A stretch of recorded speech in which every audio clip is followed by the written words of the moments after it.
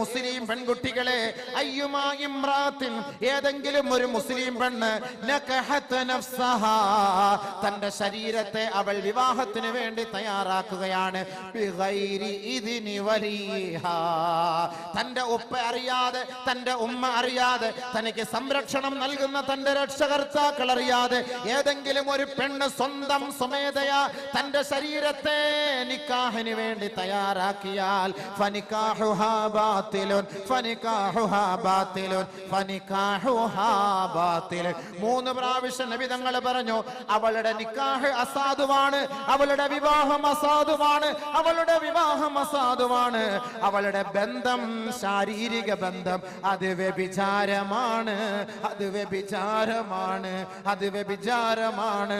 മുഹമ്മദ് മുസ്തഫ സല്ലല്ലാഹു അലൈഹി വസല്ലം. അപ്പൊ രജിസ്റ്റർ ഓഫീസിൽ